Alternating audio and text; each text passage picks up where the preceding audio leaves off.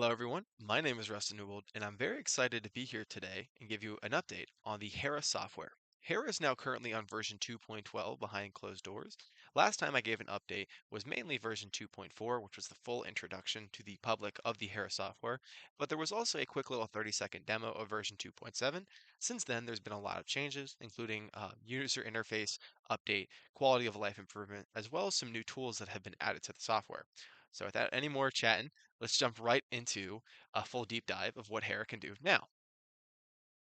Upon booting up Hera 2.12, you're greeted with the welcome screen. It shows you the requirements in order to run Hera, as well as some general housekeeping information. If for whatever reason you need to download FFmpeg, simply click the link below, and it will bring you directly to the website. Assuming all is good, you can close out of this and continue on into using the main Hera software. Three main changes can be seen from the screen. One, a more prominent Hera logo. This is now the official Hera logo that I will be using here onward, as well as the version number included so that you know exactly which version of Hera you're using. Two, the rebranding of the capture planning tool, the Capture Plan. This is basically because I've developed Capture Planner so much that it's basically its own standalone product within Hera. I'm debating on whether I would actually like to make CapturePlan its own individual piece of software that is excluded from Hera. Uh, this is because a lot of the things in here are actually quite helpful if you've ever done slam mapping, so knowing exactly where you would like to walk to capture the most optimal path based on whatever constraint you have. So I'm still experimenting with that, and more on CapturePlan later. And third, to the right, two nice quality of life improvements. One being a reset to defaults option. If for whatever reason you really mess up your settings down here, this is throughout the entire software too. I'm just going to change some things up. If you really mess it up, you click reset to default, yes, and boom, you're back to square one.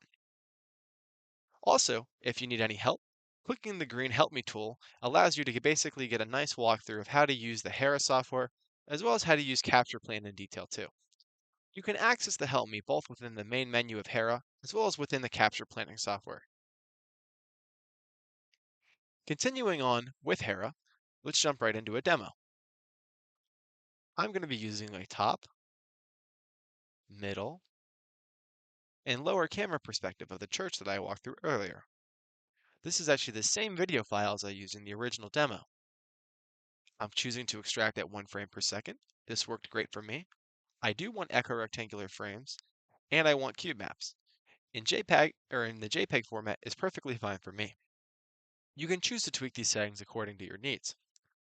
I do want a COLMAP file generated that actually includes the camera calibration, so I don't have to do any of that downstream. It helps with alignment.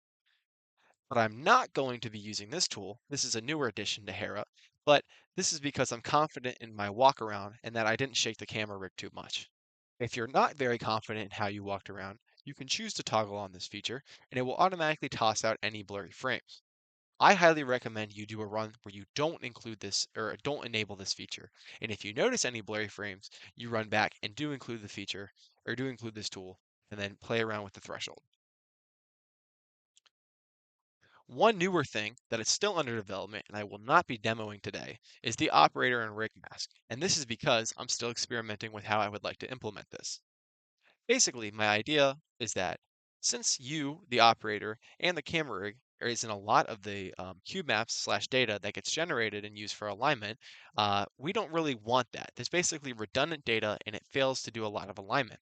So what this or my idea is that you can generate these reference frames for the top, middle, and lower perspective that are taken somewhere in the middle area of your video. I think it's directly in the middle is how I put it. And you basically get this nice PNG. You take that into a Photoshop editor of some kind or Paint, and you draw over the photo everything you would like to keep in white and everything you'd like to remove in black. Basically, you draw a black mask for where you are and the Argus camera rig, but everything else in white is what you would like to keep. Then you would import them back here based on their relative camera perspectives, and then you can choose to dilate here up. 15 is roughly the good threshold I found so far. Again, still playing around with this in case you have any loose clothing and things like that, so that it remains masked and hidden. Basically, we're cutting you out of the actual data set while still keeping the data that you want for alignment. Again, this is still experimental, so I will not be demoing that today. Carrying onward to our per cube map orientation and faces and overlap section, you'll notice a nice quality of life improvement. The all view. So rather than going between side, top, front, and the faces section, putting all four of them together in this nice little format, uh, it allows you to basically tweak everything in one go, as well as tweaking between the top, middle, and lower camera perspectives. If you don't know how this works, basically you can change your yaw, your pitch, and your roll of the starting camera perspective, as well as your field view. You can also choose to toggle off some faces if you wouldn't like, or if you don't like. However, I've already generated my own custom face, or custom rig profile, sorry. So I'll be importing that here, and I'll click a test render. You yourself can generate your own profile and save it and load it later. Our test render looks good. I think we're ready for extraction. So coming down here, I'm going to choose an output location, and I'm going to name this test. Let's click run. We'll see the code that's being used to generate all of our frames, and you'll see our progress bar carry on. While this is running, let's give a demonstration of the KapturPlan software. KapturPlan in Hera 2.12. We'll notice that the user interface looks a little bit different. I already have a plan that was created, so I'll be resetting this real quick. Upon loading in, we're greeted with a default room template, as well as everything standardized in meters. I'll be changing this to feet. We are going to be mapping an indoor room. However, you can also map an outdoor open area as well as a building parameter. For the inside of the building, the ceiling is 9 feet tall. I myself am 6'1", which is around 6.088 feet. The top camera is sitting 2 feet above the middle camera, and the bottom camera is 3 feet below it. We can see that our visual down here updates accordingly. We can see the height of roughly what we would look like, or not roughly, this is to scale, I should say.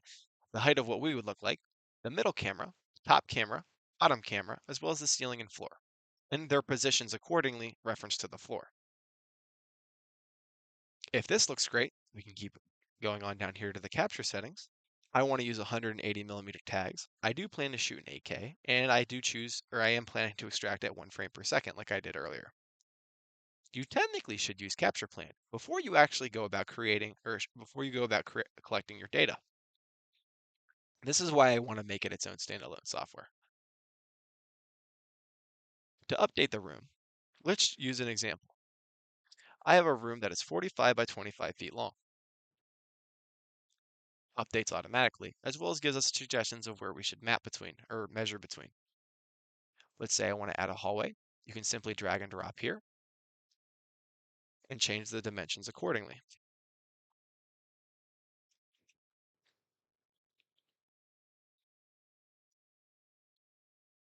You'll notice that this is a room and this is also a room. However, I want this to be treated as a hallway, so there should be an opening between these two segments. Dragging our opening right here, it automatically adjusts to the correct dimensions. Now, room 1 can see into room 2 and reference tags between in order to increase our alignment accuracy and scaling accuracy. Let's say we wanted to connect to a third room. Let's make this room 12 by 12 and put him down here, and then get a hallway that can connect that room. Let's make the hallway that wide and that long.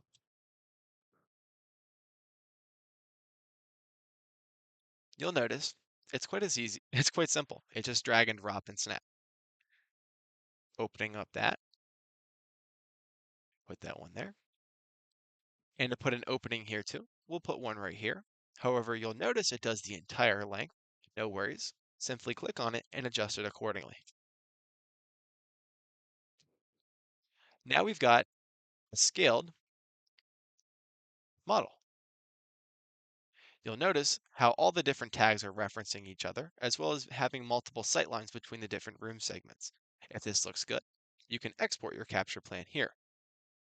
Before we do that, you'll notice here the total number of tags we'll need, roughly how much distance we'll be walking, the estimated time to walk it, roughly how many frames we should generate, and the total disk size for all the video files that we're going to record. Again, there's also some general tips right here too, but you don't have to remember that because if you export our capture plan, I'll put it in my downloads so it's just something I can erase later. You'll notice it generates our capture plan report. You can see here the same thing that we had earlier, the scale of our scene, and what our model's roughly going to look like. There's our scale bar down here. It shows you the rough camera heights, how to place our April tags, the pattern that we should walk, the way to scale everything, our pace for walking, the estimates it's assuming, things to remember, and then for scale constraints, so that when you're actually walking and you're measuring these distances, you should get something that roughly looks like this. These are just planned measurements, but then you're going to get actual real life measurements to compare. This is a great way to calculate error too. General field tips too, as well as references that I'm using to generate all this. If that looks great, you can print out your capture plan, go out in the field and collect that. A couple things of note too that I did not demonstrate was the fact that you can add a circular room, obstacles, pillars as well, and passages between two rooms that could be open. Here's also the help me for capture plan, another location. If that looks good, we can close that out and go back to Hera. You'll note that we also have our AprilTag generator. One nice thing about this is the autofill from capture plan. I'm going to change up some numbers real quick just so you can see how everything will change. But if we autofill, you'll notice how our tag size was updated and the total number of tags we need was 2. One important thing of note is that after you autofill from capture plan, if for whatever reason you decide to change it, you will get an error. This is because you're now changing what you already have planned. So I'll go back to capture plan and change our dimensions to maybe 150. I'll click compute. Our time will update. I'll go re-export everything.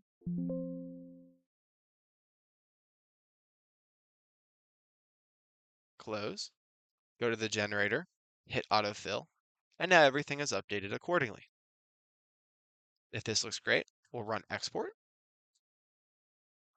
and boom, we now have a PDF of all of our tags. The third nice thing within Hera is the workflow tips too. If you need any general help that is a little bit in more detail, you can just simply come right here. Now that that's all done, and hopefully everything is all generated, we can scroll down and see that our output has been finished. To confirm, let's go view our data. We can see right here is everything that Hera generated. Let's go check a middle cube map. We can see our equirectangular frames all right here.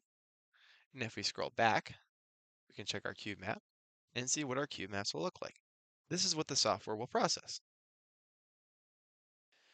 If we go back to and look at capture plan, we'll notice how right here, that capture plan also exported not just a PDF, but some constraints. This is so that when you go and re-upload your capture plan files, which you can do, everything is constrained and scaled properly. This concludes the demonstration of Hera version 2.12. If you have any questions, please let me know in the comments below. If you'd like to connect, you can follow me on LinkedIn here at rnewbold06, or you can check out my personal website here. Once again, this is still under development and staying behind closed doors for now, but if you do have any feedback, please let me know. I plan to release how to create the Argus camera rig very soon. I'm currently working on a third generational prototype of Argus that involves less 3D printing and a more compact design. Once again, thank you for watching, and I hope you learned something.